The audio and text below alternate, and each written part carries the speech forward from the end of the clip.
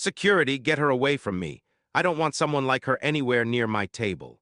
The words cut through the ballroom as Monica Johnson stood frozen, one hand on her 7-month belly while the billionaire's mistress glared at her like she didn't deserve to exist. Then came the moment no one expected. Her heel rose and Monica's world snapped in half. Hundreds watched. No one moved. No one helped. But what they didn't know was that Monica's brothers were already in the sky and their $50 million jet was minutes from landing. The only question is, why did they think she was alone? Comment where you're watching from and subscribe for more powerful stories. Before the glittering ballroom, before the humiliation that would echo across the room, Monica Johnson lived a life rooted in compassion and purpose.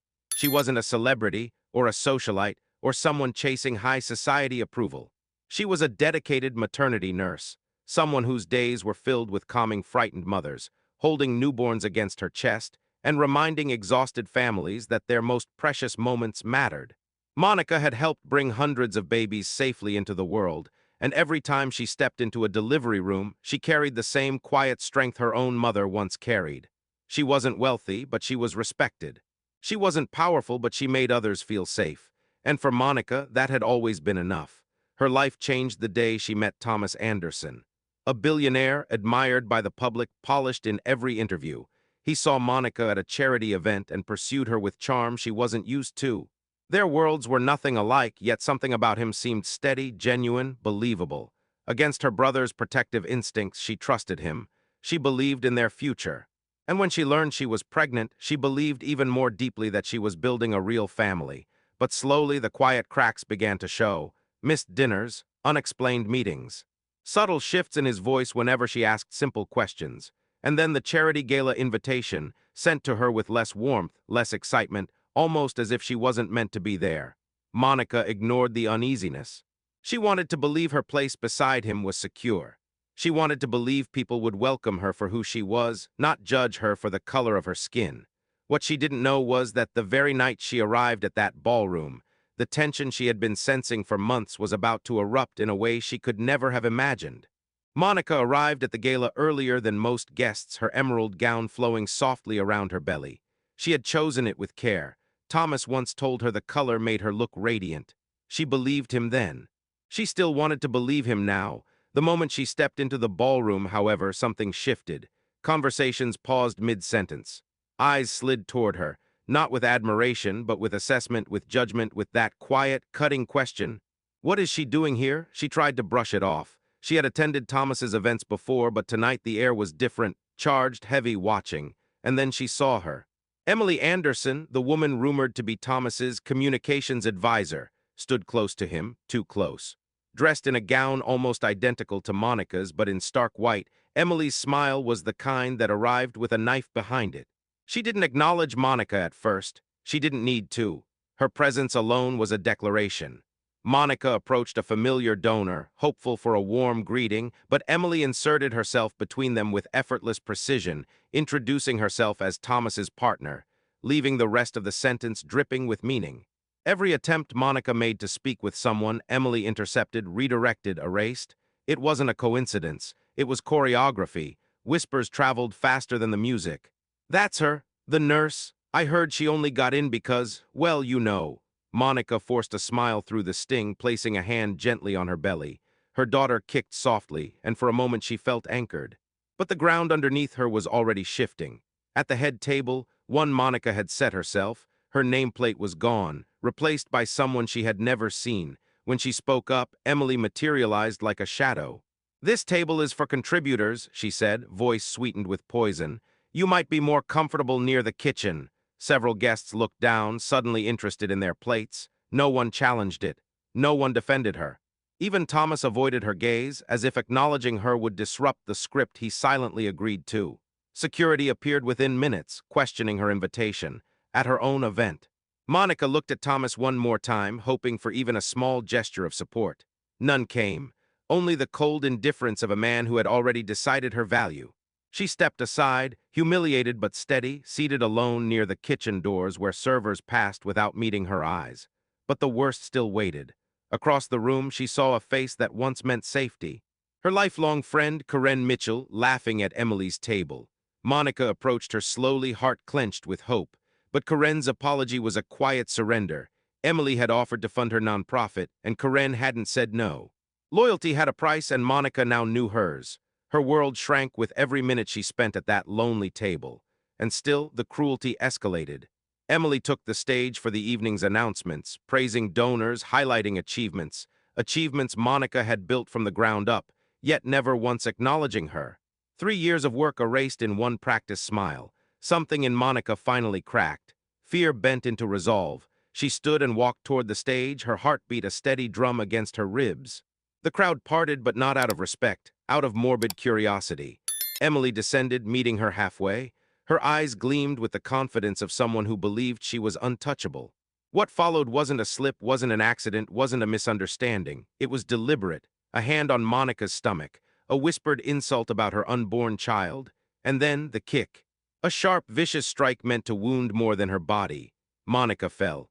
Silence swallowed the room. 200 witnesses, not one protector. But outside that ballroom, somewhere in the sky, a jet was descending, one carrying 3 men who would not tolerate what had just happened. And the moment they stepped onto that runway, nothing in the Anderson world would ever be the same again. The hospital lights hummed softly above Monica as she lay on the exam table, her hands trembling while the ultrasound wand glided across her skin. Hours earlier, she had been curled on a ballroom floor, alone, humiliated, and kicked in the stomach for daring to exist in a space meant to exclude women like her. Now she braced for the worst, praying for a heartbeat. When the steady rhythm finally filled the room, Monica exhaled a breath she didn't know she'd been holding. Her baby was alive, but survival didn't erase the violence. It didn't erase the silence of the people who watched. And it didn't erase the man who walked away from her when she needed him most. Thomas arrived not to comfort her, but to finalize her removal. Papers in hand, lawyer-like tone, no remorse in sight. He spoke of reputation, of image, of smoother transitions. Not once did he ask about their child. Not once did he look at her belly. To him, she was already gone. Hours later, his mother arrived, Margaret Anderson, draped in wealth and certainty. She didn't speak in riddles or pretend civility. She spoke plainly, as though Monica had no right to a softened truth. She admitted hiring Emily the moment Thomas fell for a black woman. She admitted monitoring Monica, undermining her, positioning Emily as the replacement, because, in her words, you were never meant to be part of this family. Every word landed like another blow. But Margaret wasn't finished. She promised to make Monica's life impossible should she refuse to disappear. She promised barriers at every school, every job, every opportunity her unborn daughter might one day seek. The power to do so wasn't an empty threat. It was the confidence of someone raised in a world that never told her no. When she left the room, Monica felt the crushing weight of everything she had endured. The humiliation, the betrayal, the isolation. Her bank accounts frozen, her reputation attacked, her career dismantled overnight. The world Thomas controlled had swallowed her whole.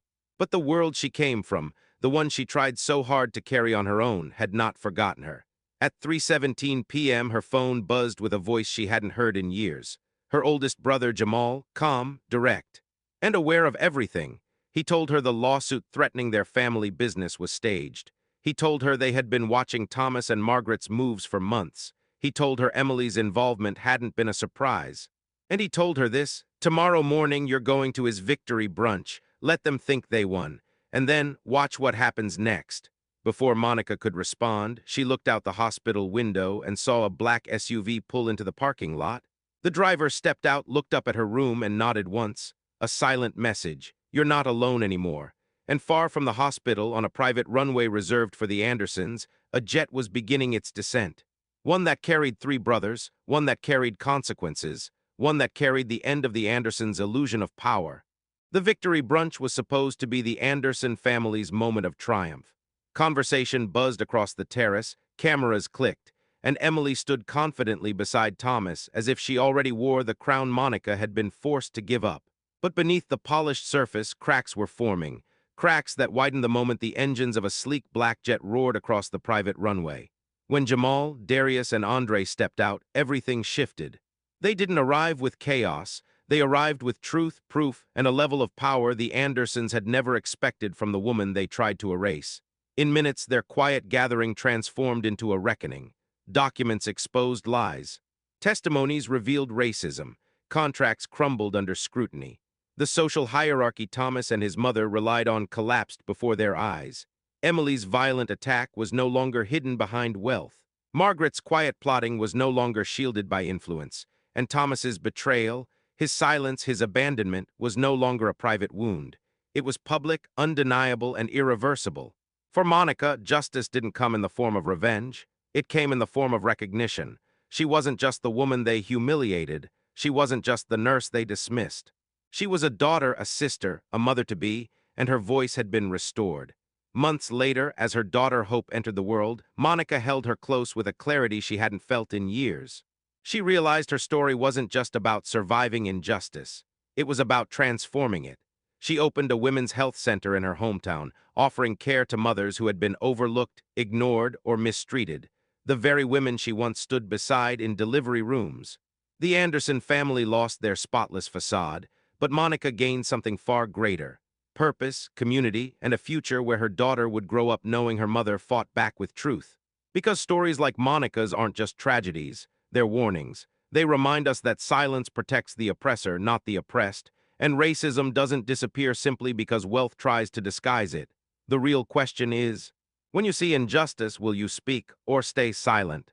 If this story moved you, share it with someone who needs to hear it. And make sure you subscribe to Black Community Struggles for more powerful stories about justice, truth, and our community's fight to be seen.